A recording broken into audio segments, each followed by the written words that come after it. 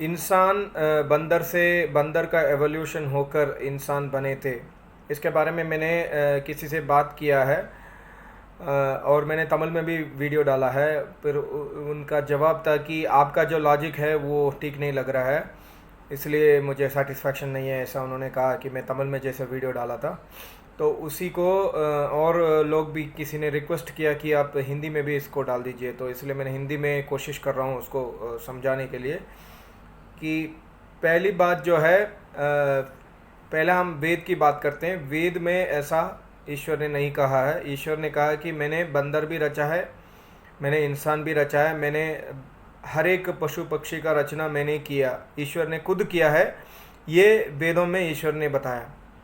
और आज का जो इंसान है वेद को नहीं मानते हैं, वेद ईश्वरीय वाणी करके नहीं मानते हैं, इसलिए इन लोगों को साइंटिफिकली भी प्रूफ देना पड़ता है। वो देने से शायद मान सकते हैं।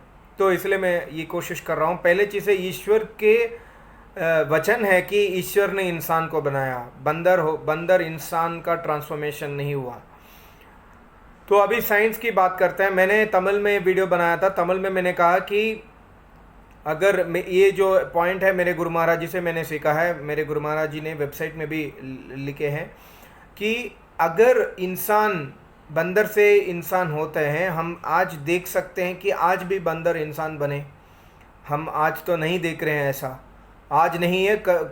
करोड़ों साल से हमारे पास किताब है, हमारे पास हिस्ट्री है, ग्रंथ है, जैसे रामायण महाभारत, हज़ार बहुत साल पुराने ग्रंथ है। उसमें भी कहीं भी ये वर्णन नहीं है कि इंसान पहले बंदर थे और उसके बाद इंसान बने। तो इसलिए आज हम नहीं देख रहे हैं, तो ये पॉसिबल नहीं है। और अगर बंदर इंसान बनते हैं तो बंदर का जाति ख़त्म होना चाहिए। तो आज हम बंदर को भी देखते हैं और इंसान को भी देखते हैं। तो इसका मतलब ये नहीं है कि ये है कि बंदर इंसान नहीं बनते हैं। ये लॉजिक कई लोग नहीं मानते कि नहीं नहीं ये गलत है। तो फिर भी इसलिए मैंने सोचा कि और भी थोड़ा साइंटिफिक और भी थोड़ा लॉजिकल पॉइंट्स दूं, ताकि आपको शायद सेटिस्फेक्शन हो सके। तो पहले हमको ये समझना होगा कि एवोल्यूशन जो है, कोई भी प्राणी का एवोल्यूशन कैसा होता है और क्यों होता है, और होना ज़रूरी है कि नहीं। कोई भी प्राणी का क्या चाहिए, उनको चार चीज़ वो उनका स्वाभाविक होता है। जैसे खाना खाना और सोना है, संतान उत्पत्ति करना है और मृत्यु से डरना है। ये सारे प्राणी, मानव को भी ये जो है नेचुरल चीज़ें हैं। ये चारों चीज़ जो है हर एक प्राणी में लागू है, हर एक प्राणी इसको करते ही हैं। तो थ्योरी ऑफ एवोल्यूशन, कोई भी प्राणी दूसरा प्राणी को कैसा चेंज होने के लिए ये चार चीज़ कारण होगा। जैसे उसको सर्वाइव नहीं होता है उस शरीर में, वो दूसरा शरीर बदलता है, थोड़ा सा बदल देता है। जैसे बदलता है मतलब है जैसे कि हम 25 ईयर्स 30 ईयर्स पहले हम कुछ इंसेक्टिसाइड्स यूज़ करते हैं घर में, जैसे मस्कीटो रिपेलेंट वगैरह। आज के मस्कीटोस है वो रिपेलेंट से नहीं मरते हैं। आज के मस्कीटोस उसका जो डिफेंसिव सिस्टम क्रिएट हो गया है अपने आप, इसको हम एवोल्यूशन कह सकते हैं। ये एवोल्यूशन थ्योरी में ये पॉसिबल नहीं है कि एक जाति दूसरे जाति में कन्वर्ट हो गया और उसमें ऐसा ऐसा गुण आ गया जो ज्ञान को ग्रहण करने में समर्थ हो गया। जैसे हम समझे कि बंदर को आप सरिगम पदनी सिखाओ, कितने साल भी सिखाओ, उसको सरिगम पदनी आ ही नहीं सकता। तो बंदर जाति जो है, अगर इंसान बनता है, उसका जो लिमिट होता है सिर्फ खाना खाने या संतान उत्पन्न करने या जो सोने के लिए या मृत्यु से उसको बचने के लिए वो कन्वर्ट हो सकता है, अगर होना है तो। ये तो गलत बात है, फिर भी मैं कहने के लिए आपको लॉजिकली बता रहा हूँ कि बंदर इंसान बन के सरिगम पदनी नहीं रच सकता है, सरिगम पदनी नहीं सीख सकता है। जैसे म्यूज़िक, आज इंसान जो है म्यूज़िकल फील्ड में बहुत तरक्की कर लिया है। कर्नाटिक भी हो, हिंदुस्तानी हो, वेस्टर्न हो, जैसे बहुत सारे म्यूज़िक है। इसका बेस जो है ईश्वर ने वेदों में दिया है। सरिगम पदनी जो 7 स्वर का जो ज्ञान है, और गंधर्व वेद जो सामवेद का उपवेद है, गंधर्व वेदा उसमें है। तो जो कोई भी एनिमल एवोल्यूशन करके अगर इंसान बनेगा, उसमें म्यूज़िकल नॉलेज नहीं आ सकता है। और कोई भी जैसे हम कहते हैं कि बंदर इंसान बन गया है, वो जो है उसके अंदर ऐसा ज्ञान नहीं हो सकता है कि जैसे इंजीनियरिंग का ज्ञान, फैन का इलेक्ट्रिसिटी का ज्ञान हो जाए, उसके अंदर इंजीनियरिंग का ज्ञान हो जाए, उसके अंदर साइंस का ज्ञान हो जाए, उसके अंदर इलेक्ट्रॉन, प्रोटॉन, न्यूट्रॉन का ज्ञान हो जाए ताकि वो आटम बम बना देगा। ऐसा ज्ञान उसके अंदर प्रवेश हो ही नहीं सकता है। बंदर जो है अगर इंसान बनेगा वो बंदर ही रहेगा, भले शरीर से वो इंसान रहेगा पर बंदर ही रहेगा। आप सोच सकते हैं कि आज भी जंगल में जो रहते हैं जातियाँ, वो लोग तो बंदर जैसा दिखते हैं और उनके अंदर ज्ञान नहीं है। आप सोच सकते हैं, इससे दो बात सिद्ध होता है। हाँ, उनके अंदर ज्ञान क्यों नहीं है? क्योंकि उनको कोई भी ज्ञान नहीं दिया गया। वो मानव जैसा दिखते हैं पर वो लोग कार्य करते हैं प्राणी जैसे, एनिमल्स जैसा कार्य करते हैं। क्यों? क्योंकि उनको ज्ञान दिया नहीं गया है। यही साक्षी है कि आपको कोई भी इंसान को जब तक ज्ञान नहीं दिया गया है वो ज्ञानी नहीं बनता है। तो बंदर जो है इंसान बनकर, इंसान जो है इंसान के अंदर अपने आप ज्ञान जो नहीं हो सकता है। दूसरा है, इवन जंगल में जो जाति रहते हैं, इंसान के जाति रहते हैं, अगर वो लोग भी ये काम नहीं करते हैं जो आज प्राणी, जो एनिमल्स काम करते हैं। जैसे एनिमल्स जो है उसी जगह में शौच भी करते हैं, जैसे वो टॉयलेट उसी जगह में करते हैं, उसी जगह में वो खाना भी खाते हैं, उनको कोई फ़र्क नहीं होता है। पर इंसान को होता है, जो जंगल में भी रहता है ना वो अलग से करता है। वो उसी जगह में वो टॉयलेट नहीं करता है उसी जगह जहाँ पर वो खाना खाता है। ये जो क्यों, इसके अंदर जो है उसके अंदर नीटनेस थोड़ा सा उसके अंदर ये है कि यार ये गंदी चीज़ें, ये हम यहाँ पर नहीं करना है, दूर में करना है। और कोई भी प्राणी जो है अपने आप नहाता नहीं है, अपने आप को शुद्ध नहीं रखता है। और इंसान जो है जंगल में भी रहता है ना, वो अपने आप को नहाता है और बॉडी को शुद्ध रखने के लिए कोशिश करता है। भले उसको कपड़े के ज्ञान नहीं है फिर भी वो थोड़ा लीफ रख के अपने आप को, शरीर को ढकने के लिए कोशिश करता है।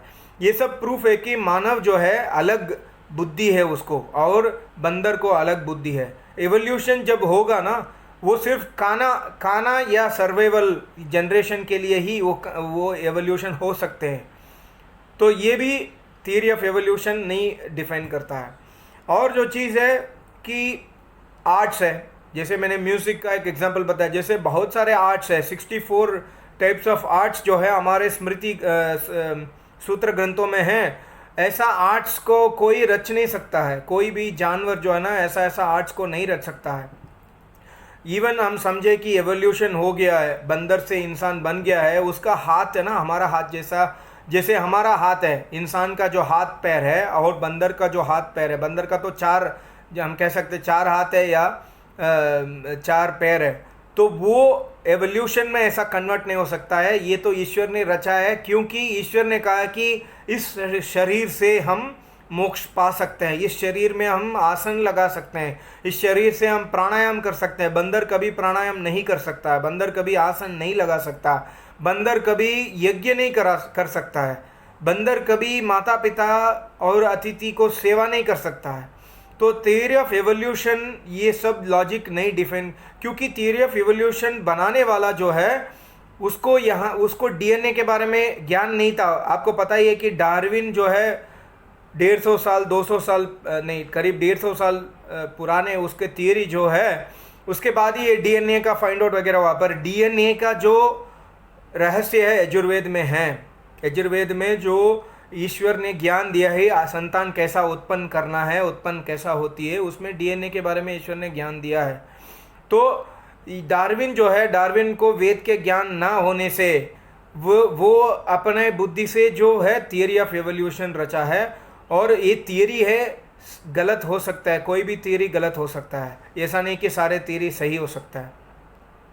और थियरी ऑफ एवोल्यूशन में ये भी हमको सिद्ध नहीं होता है कि जैसे हम आज के शास्त्र देखते हैं, शास्त्र ग्रंथ, वेद तो ईश्वरीय वाणी है। आज के शास्त्र ग्रंथ देखते हैं, जैसे बहुत उत्तम आइडियाज़ हैं उसमें, जैसे एरोप्लेन कैसा बनाना है, वैमानिक शास्त्र वगैरह है, और शिप कैसा बनाना है, सबमरीन कैसा बनाना है, आर्मी का एक दूसरे देश हमारे देश में अगर आक्रमण करती है तो उसको कैसा हम रोकना है, आर्मी का उसका अरेंजमेंट कैसा किया जा सकता है, ऐसा ऐसा ऋषियों ने ग्रंथ रचा है। ये कोई बंदर काम नहीं, ये बंदर का एवोल्यूशन से ऐसा काम नहीं हो सकता है। और लैंग्वेज, जैसे हम इंसान बोलते हैं ना, अगर एवोल्यूशन होगा वो लैंग्वेज नहीं रच सकता है। लैंग्वेज कोई भी लैंग्वेज नहीं रख सकता। आज भी बंदर जो है लैंग्वेज भाषा नहीं बोलते, उसका जो भाषा साउंड में होता है, की का जो भी है, कर साउंड करता है, तो उतना तक की उसका लैंग्वेज है। तरह तरह की लैंग्वेज, तमिल भाषा, हिंदी भाषा, जर्मन भाषा, संस्कृत तो वेद से निकला है, पर और कोई भी भाषा, आज के संस्कृत भी वेदों से निकला है। संस्कृत भाषा या कोई भी भाषा जो है बंदर एवोल्यूशन होकर नहीं रच सकता है। ये भी प्रूफ है कि ईश्वर है और ईश्वर ने ये सारे संभाला। ईश्वर हमारा पिता है, परम पिता है, वो हमारा पालन पोषण करने के लिए ज्ञान देता है और ज्ञान दिया है वेदों में। तो हमको समझना होगा कि थियरी ऑफ एवोल्यूशन जो है वो बिल्कुल वेद विरुद्ध है और अनसाइंटिफिक है और लॉजिकल भी नहीं है। अगर थियरी ऑफ एवोल्यूशन लॉजिकल होता है, ये सारे चीज़ का आंसर उसमें होना चाहिए। अब उसमें आंसर नहीं है, ये सारे चीज़ का आंसर वेद में है। जैसे मैंने कहा कि म्यूज़िक का ज्ञान वेद से आया, मैंने कहा साइंस का ज्ञान वेद से आया, इंजीनियरिंग का ज्ञान वेद से आया, एटॉमिक बम बनने का ज्ञान, एटॉमिक बम नहीं, एटॉमिक थियरी, एटॉमिक बम तो इंसान ने बनाया, पर एटॉमिक थियरी जो है वो वेद से आया। जैसे आइंस्टाइन ने E=mc² कहा कि पर EMC का ज्ञान जो है वेदों में है। E=mc² जो है उसका एनर्जी, जैसे एटम बम से उससे एटम बम बना है, पर EMC का ज्ञान तो वेदों में है, ऋग्वेद में। और हर एक एलिमेंट्री फिजिक्स, हर एक एलिमेंट ऑफ मैटर का ज्ञान वेदों में है। तो ये जो है बंदर नहीं रच सकता है। बंदर को ये ज्ञान नहीं कि वेद पढ़कर उससे ज्ञान निकालें। और ईश्वर ने स्पष्ट कहा कि मैंने इंसान को बनाया और मैंने इंसान को ये ज्ञान दिया है। मैंने ये ज्ञान बंदर को या कोई भी पशु पक्षी के लिए नहीं दिया है, क्योंकि इंसान ही ऐसा शरीर है जो मोक्ष पा सकता है, पशु पक्षी नहीं पा सकता है। वे सिर्फ भोग योनि है और इंसान भोग के साथ साथ कर्म योनि है, जो कर्म करके अपना कर्म को सुधार कर सकता है या बिगाड़ भी सकता है। तो मैं एक दूसरा वीडियो में मिलूंगा। सबको नमस्ते। ओम।